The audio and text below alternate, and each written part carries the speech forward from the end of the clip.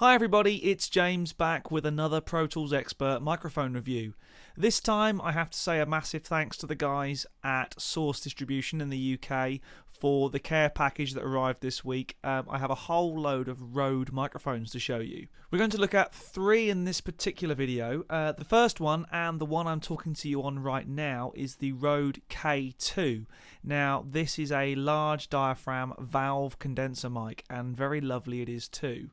Very traditionally styled, comes shipped with this rather fancy composite shock mount suspension frame thing, and so far I've had some really good responses with it. In this particular project I'll be using it inverted on my Marshall 2x12 guitar cabinet. We're going to try for something sort of Albert Collins style. Now this is what they call a variable pattern condenser mic. You can see here the power supply unit. All valve mics require their own dedicated power supply. And the control pot on the front allows you to switch the polar pattern from Omni through cardioid to figure 8, which can be very, very handy. You can see on the inset the back panel, which allows you to flip between 240 and 110 volts for US and European operation, and also there's a ground lift on the back. It comes shipped in this rather cool molded flight case. My wife actually thought I'd been out buying more power tools. So we're in Pro Tools, and you can see we've got our 3 channels set up. The second channel has on it a Rode NT2-A. Now again, this is a multi-patterned condenser microphone. And the thing I love about this is it comes in their studio pack with this very, very cool shock mount and pop filter built in. So no extra kind of screws or tightening anything up. Everything is accessible from the shock mount. And you can see it's really easy to adjust, infinitely adjustable for both height and distance. If I just flip this out of the way, you can see that on the front panel I've got controls for my 3 different polar pickup patterns. I've also got 2 different bass roll-off frequencies, 80 Hz and 40 Hz. I also have the pad switch for -10 and -5 dB operation. But for this particular project, what I want to do is switch it into figure 8 mode, and I will tell you why after I've shown you the last of the 3 mics for this project. Last one is a Rode NT1000. Now this is a cardioid 1-inch condenser mic, no whistles and bells. It's a mic, you plug stuff in and you sing or play into it. Sounds really nice, really natural. Not much in the way of operation, plug it in and away you go. We like that a lot. So, why all the figure 8 and why 3 microphones? Well, what I'm going to do is I want to record, obviously with the K2 close-up, but I'm going to use the other 2 mics for an MS or mid-side pair. Now you can see them at the back of my rather small room, which is going to limit the results we get somewhat. MS generally works better in a bigger room. But you can see here I've got the NT1000 fixed pattern cardioid condenser on the bottom, pointing directly at the guitar cabinet about 4 feet in the air, and above and at right angles to that I've got the NT2-A set in figure 8 mode. So I'm just going to set up each of these mics and play them back for you so you can hear what each one's getting. First, the K2.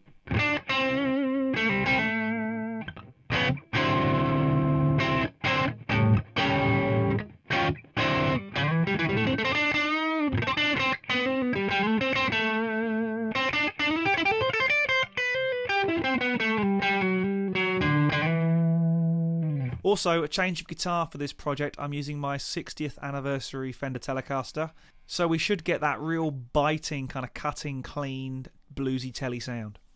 So let's add the NT2-A to that. So make sure we're getting a good strong signal, no phasing issues.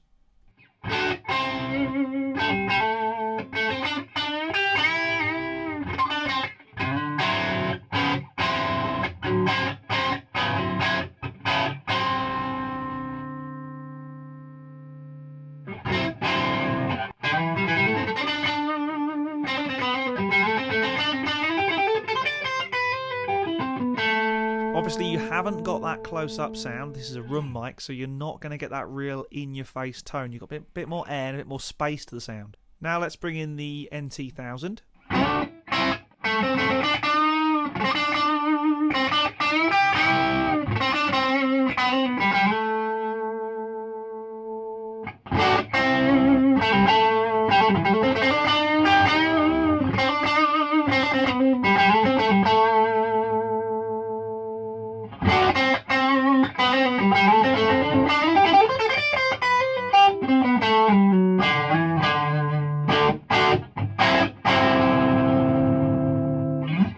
now let's just get these set up so we're getting a nice mix in the control room for recording.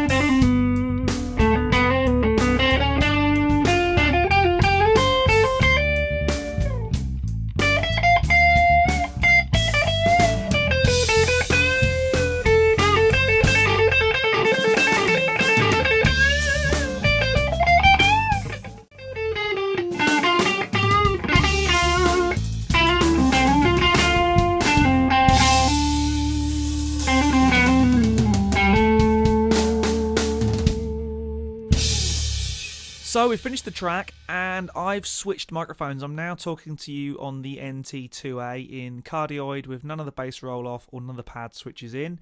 Hopefully you'll agree with me that it sounds really nice and smooth. No obvious presence, peaks or troughs. Sounds really nice. So you can see here I've zoomed in on the 3 guitar parts and you'll notice that the NT2 is in figure of 8 mode. Now, to create an MS pair, what we have to do is, first of all, we duplicate the track. This is on the figure of 8 track. What I'm then going to do is instantiate the Avid Trim plugin. Now, Trim's very useful, and because Pro Tools doesn't have a kind of built-in gain control, we do have access to gain here, but we also have access to the phase reverse switch. And this is really important when creating an MS pair. So we now have the in-phase and out-of-phase versions of the NT2-A recording, and I've panned these hard left and hard right, and I'm going to solo the NT1000, the cardioid of the MS pair, and then slowly bring in each of the left and right of the figure of 8. And what you should hear is quite a nice stereo image appearing. It's a really good way to create a kind of phantom stereo effect. It works better at a greater distance and in bigger rooms, but I think you'll get the idea of what I'm trying to achieve here and what I'm trying to show you. So what I'll do is I'll play that back and I'll bring in the in-phase and out-of-phase signals, and then I'll blend it in with the K2 signal, the close mic signal, to try and get ourselves a really nice rich guitar sound.